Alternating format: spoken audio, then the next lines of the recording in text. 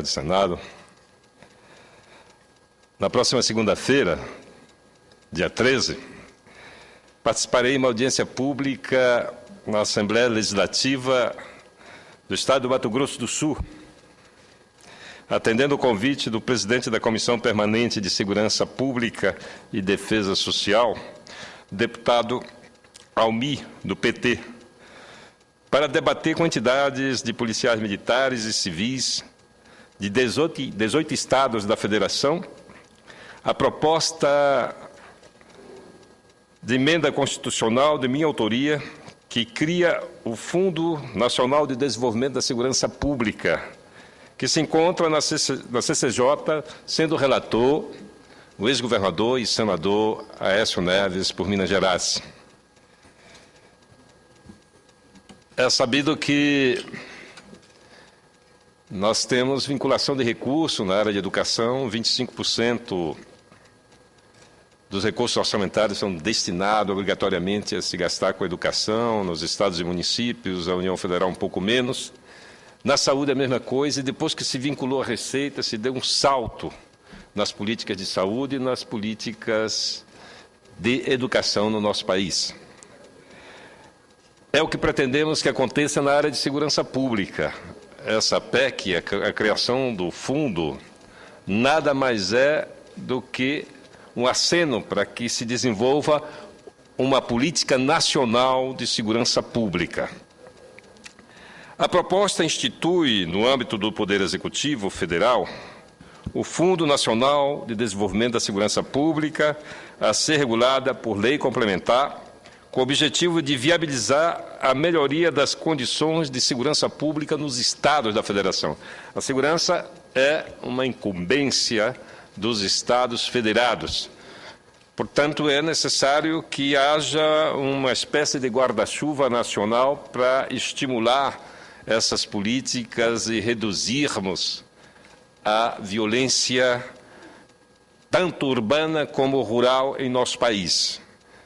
Nós temos denunciado aqui o assassinato de lideranças, seja dos trabalhadores rurais ou dos povos indígenas, e há poucos dias tivemos mais um caso lá no sul do Amazonas, onde um pequeno agricultor foi assassinado em função da disputa pela terra. Mas voltando ao Fundesap, o fundo prevê a criação de um conselho consultivo e de acompanhamento que contará com a participação de representantes da sociedade civil. A execução financeira deste fundo se dará mediante a transferência dos recursos para os estados e o Distrito Federal. A União arrecada, o fundo é um fundo nacional e transfere para a execução financeira dos estados, da Federação e do Distrito Federal. Compõe o Fundo Nacional de Desenvolvimento da Segurança Pública, a parcela do produto da arrecadação dos impostos sobre produtos industrializados, das indústrias produtoras de armamento e material bélico.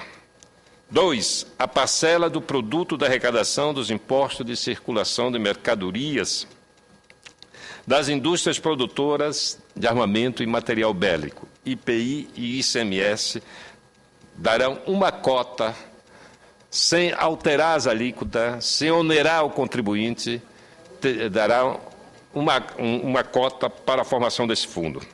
3, a parcela do produto da arrecadação do imposto sobre circulação de mercadorias e serviços das empresas privadas de segurança.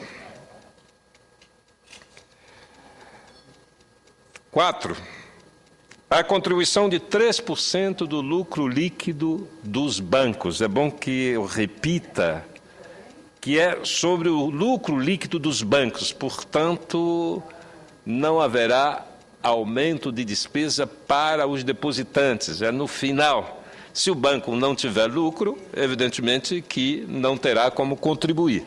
E os bancos são instituições que necessitam de uma efetiva segurança e, por isso, a necessidade de que eles possam contribuir com 3% dos seus lucros líquidos para a formação desse fundo. A quinta, dotações orçamentárias, doações de qualquer natureza, seja de pessoas físicas ou jurídicas, do país ou do exterior. Nós também estamos prevendo, para a formação do fundo, a regulamentação da lei que está prevista na nossa Constituição sobre grandes fortunas, e nós queremos vincular a lei, o imposto sobre grandes fortunas, à área de segurança pública. Também está previsto nesse projeto de emenda constitucional. Eu imaginei a proposta de constituição de um fundo específico para a segurança pública, tendo em vista que os recursos destinados ao PRONASSE, Programa Nacional de Segurança com Cidadania, têm sofrido um grande decréscimo nos últimos anos, uma variação muito constante. O PRONASSE tinha a característica de atuar de forma integral, junto com os Estados, nas várias dimensões da segurança pública. Mas as variações de prioridade tornam claro uma alternância de prioridade dos recursos federais alocados em grandes eventos, o que aconteceu no Pan-Americano, está acontecendo agora na Copa do Mundo e Olimpíadas, em detrimento de uma política permanente e consistente de alocação de recursos em segurança, de uma forma mais ampla, como o PRONASSE previa, mas que só funciona com vinculação permanente do recurso, como no caso que eu já citei, do Fundeb, como no caso da saúde. É necessário que se vincule um valor definido, porque não se faz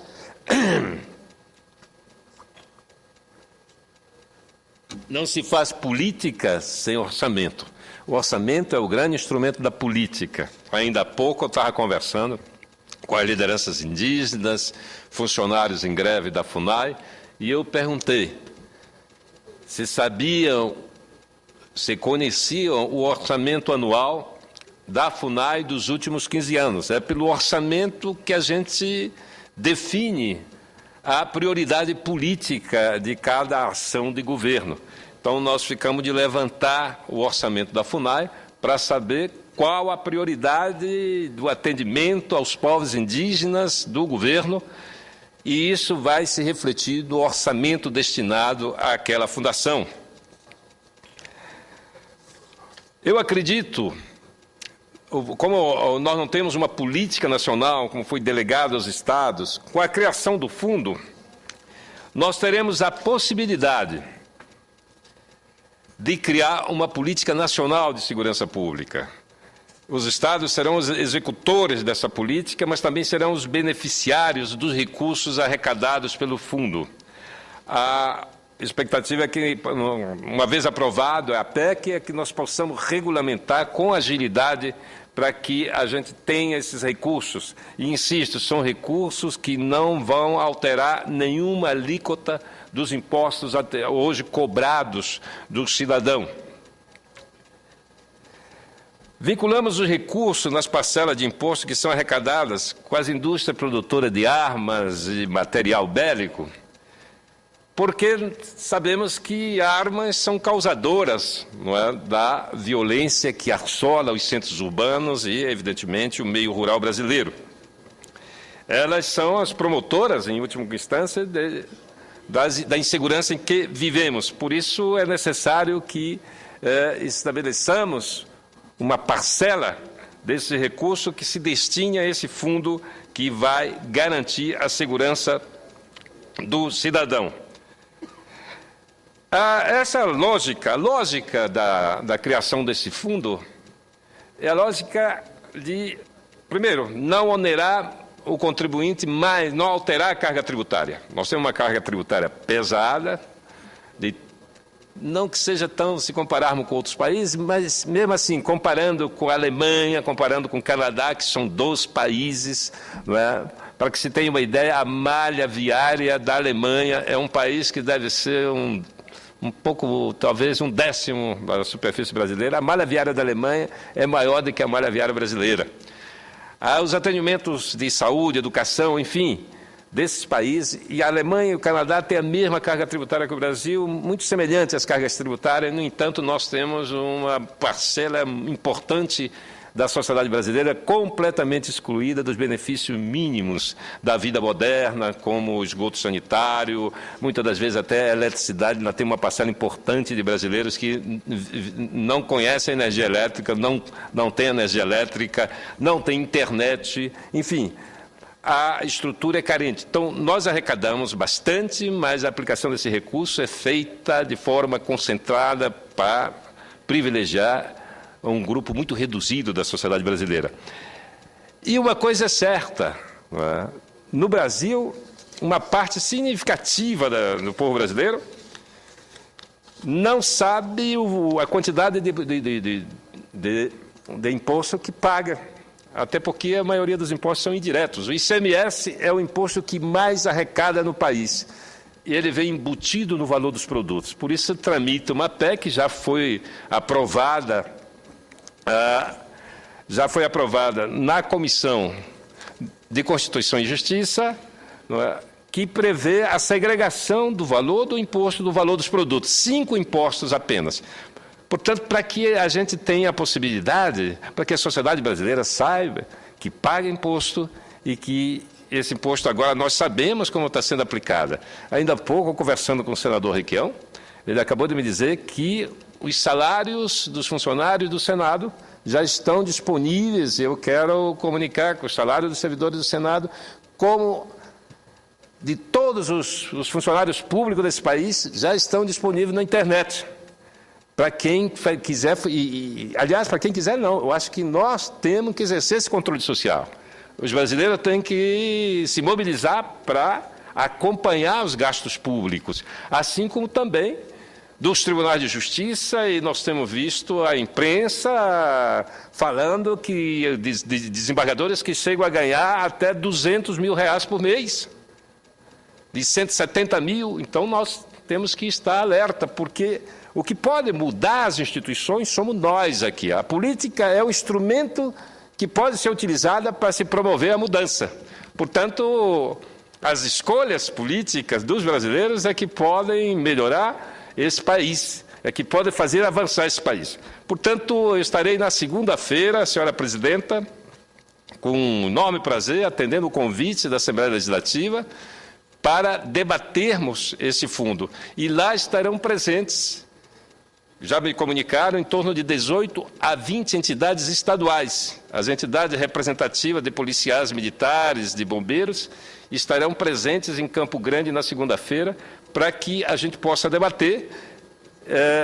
A ideia é que o relator, o senador Aécio Neves, lá estivesse para receber as sugestões, porque esse projeto precisa ser melhorado. Eu acho que tem campo para que nós possamos avançar e que saia do Senado definindo uma política de segurança pública para o nosso país e que faça com que as famílias brasileiras possam viver com mais tranquilidade, seja nos centros urbanos, seja nas regiões mais distantes do país. Muito obrigado, presidente.